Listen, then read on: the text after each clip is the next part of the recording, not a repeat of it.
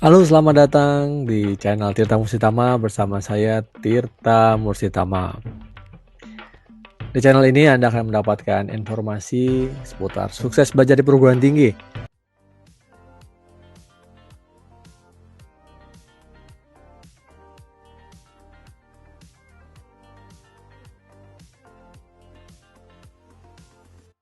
Baik, pada kesempatan kali ini saya akan membahas tentang bagaimana mendapatkan akses data penelitian ke pemerintah daerah ataupun institusi.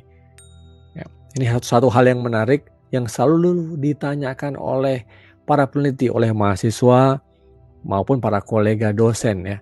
Bagaimana agar sukses mendapatkan akses data penelitian ke tujuan-tujuan penelitian yang memang kita ingin dapatkan datanya. Biasanya sih pemerintah daerah ya, berbagai macam institusi itu ada. Kalau penelitian social science misalnya, itu banyak juga yang melakukan kunjungan-kunjungan, interview ya dengan responden, dengan informan ya, maupun mencari data-data sekunder lainnya gitu ya. Nah, di saat ini kita akan bahas 5 tips yang akan mempermudah Anda, ya mempermudah para pejuang skripsi atau kalian semua yang mencari data agar bisa di-okein datanya gitu dari rencana penelitian kita. Baik, kita langsung saja ke tips yang pertama. Nah, kalau kita lihat di sini ya, di sini 5 tips sukses akses data. Gimana? Ya. Yang pertama adalah kita harus mempersiapkan tentu surat permohonan. Nah, ini menjadi penting sekali ya. Bahwa di semua lembaga pemerintahan, ya, baik itu yang pemerintah daerah, pemerintah pusat, ya, kementerian, lembaga, non departemen, ataupun di perusahaan sekalipun, ya, baik itu perusahaan kecil besar, itu surat permohonan itu menjadi satu hal yang wajib ya, yang wajib Anda siapkan dengan baik. Tentu di situ memuat tujuannya ya, kepada siapa harus jelas, namanya jangan salah, jabatannya, posisinya, tentu bahasa-bahasa yang digunakan ya, greetingsnya juga harus benar, dan juga menyajikan di situ tujuan dari penelitian ini ya, maksudnya apa gitu ya. Dan di situ juga ada mungkin timnya, nama penanggung jawab timnya, narah hubungnya gitu ya. Itu harus disampaikan dulu. Yang penting adalah dari bentuk dalam surat itu ya. Suratnya harus berformal. Kalau bisa memang ada kopnya ya, letterheadnya harus ada dari institusi tempat kita bernaung. Nah, kalau misalnya kita sebagai peneliti mungkin sampaikan juga kepada pihak yang berwenang di kampus kita gitu. Apakah itu misalnya apakah rektor, apakah wakil rektor penelitian, atau bagian-bagian lain yang memang ditugaskan oleh kampus kita gitu ya. Kalau mahasiswa juga sama. Biasanya mahasiswa sudah ada menghubungi layanan kemahasiswaan ya, nanti bisa mendapatkan surat ini. Nah, itu yang pertama. Nah, yang kedua, ini juga tidak kalah pentingnya, yaitu terkait dengan proposal penelitiannya ya. Proposal penelitian. Nah, seringkali agar mendukung ya, memahamkan para penyedia data dengan maksud tujuan penelitian kita, kita harus melampirkan ya proposal penelitiannya itu. Nah, kalau proposal penelitiannya itu panjang gitu ya, seringkali juga mungkin nggak dibaca, nggak sempat dibaca ya, misalnya 10 halaman, bahkan mungkin 15 halaman nggak kebaca gitu. Nah, saya menyarankan buatlah ringkasannya. Buatkan ringkasan dari penelitian kita, tentu di situ memuat tentang deskripsi penelitian kita. Ya, tentu penelitian tentang apa, tujuannya apa. Nah, khususnya adalah terkait dengan data yang kita minta. Rincian datanya apa. Nah, di situ ya. Di situ kan berarti di bagian metode penelitiannya ya ditulis jenis datanya apa. Kalau memang membutuhkan izin bertemu dengan para key informan gitu ya, narasumber. Nah, sebutkan narasumber itu dari instansi mana gitu ya, atau dengan siapa kalau memang itu dibutuhkan. Ada beberapa, mungkin ada jumlahnya juga. Kalau data sekunder apa yang Anda butuhkan. Nah, ini di situ jelas sekali. Dan di proposal juga dituliskan juga narah hubung kita gitu ya. baik itu dari sisi nama, alamat email, maupun juga alamat nomor telepon kita ya, sehingga mereka bisa menghubungi kita kapanpun mereka butuh sama kita. Nah, sekarang yang ketiga. Yang ketiga adalah kita harus mampu menyampaikan kepada mereka manfaat. Nah, ini penting sekali ya. Bagaimana kita meyakinkan mereka bahwa mereka akan mendapatkan manfaat dari penelitian ini.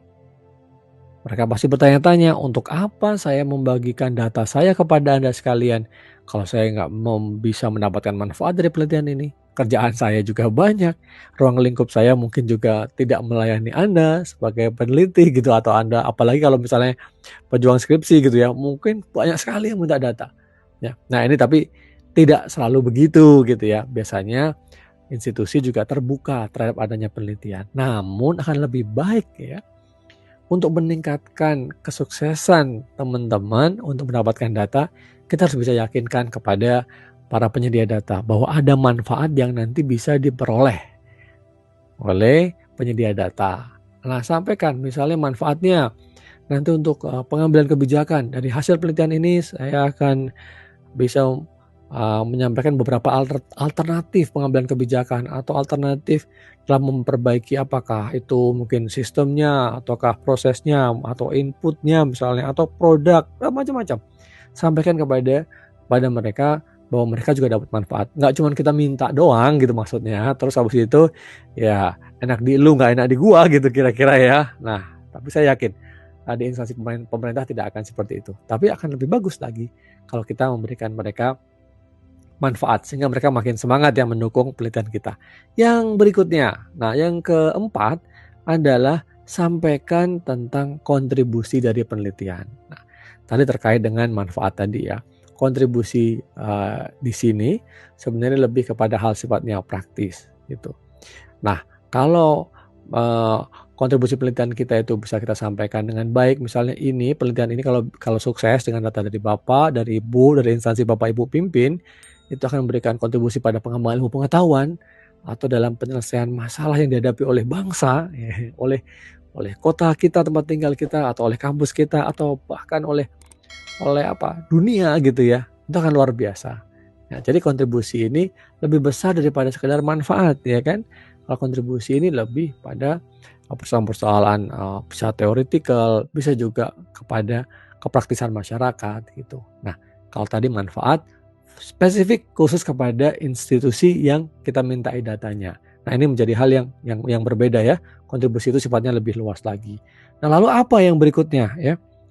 Yang terakhir adalah kita harus mampu meyakinkan kepada pemberi data kita bahwa kita mau ya komit menjaga kerahasiaan data atau sumber data. Nah, ini menjadi hal yang penting sekali. Nah, seringkali data-data yang kita sampaikan itu ya rahasia. Artinya bisa jadi data itu hanya untuk penelitian ini ya. Atau misalnya juga kalau kita memperoleh data, nah misalnya dari interview misalnya ya, itu narasumbernya tidak boleh disampaikan namanya dengan jelas. Karena bisa jadi kalau namanya disampaikan dengan jelas, mungkin publik akan tahu atau para pihak lain akan tahu, mungkin kompetitor, mungkin juga para pihak lain akan tahu, kemudian menyerang narasumber itu sehingga menjadi tidak nyaman lah ya, atau paling jeleknya memungkinkan narasumber itu menjadi terpojok gitu ya. Baik terpojok itu dalam sisi karirnya kah ya kan. Padahal maksudnya membantu kita untuk mendapatkan data, tapi begitu kita mempublikasikan artikel kita atau skripsi kita, tesis disertasi kita, kemudian terlihat bahwa wah ini yang nyampaikan si itu ya, wah salah datanya ini, wah, atasannya marah misalnya, atau bahkan siapa gitu merugikan perusahaan misalnya seperti itu ya. Nah, itu harus dihindari. Jadi kita harus menjaga. Di sini adalah aspek etik penelitian ya. Etika penelitian harus dijaga. Makanya layaknya sebuah proposal penelitian, semua harus melewati satu proses ya ethical clearance, apalagi yang berkaitan dengan manusia, itu mereka harus bisa menjamin itu. Nah, bagaimana caranya? Kita kan mencari substansinya. Kalau dari narasumber kan substansinya ya, yang penting substansinya kita dapat. Nah, di situ nanti ditulis saja narasumbernya pakai inisial ya, yang tentu kita record, kita catat dengan catatan khusus di logbook penelitian kita. Para penguji juga tahu, para pembimbing kita juga tahu siapa yang kita wawancarai, tapi untuk laporannya dalam naskahnya itu cukup dengan inisial misalnya, atau dengan kode-kode tertentu ya. Nah, tapi bukan berarti terus itu bohong, bukan gitu. Ini adalah untuk melindungi narasumber kita. Tetapi kalau narasumber kita itu nggak keberatan dengan adanya nama kita tercantumkan di situ, nggak ada masalah ya. Nah, bisa juga tadi kalau misalnya data-datanya itu tidak tersedia dalam publik ya, bukan sebagai data publik, ya itu yang juga harus dijaga. Apalagi untuk data-data yang sifatnya sensitif. Selain itu, data itu juga tidak boleh dimanfaatkan selain untuk riset ini. Misalnya ada mau dikomersialkan, ya dijual belikan lagi, atau dikasihkan ke orang lain. Nah, ini hal-hal yang kadang seringkali kita merasa taken for granted ya. Kayaknya udahlah, kan saya udah dapat nih, saya bisa mau pakai apa gitu. Enggak, ya.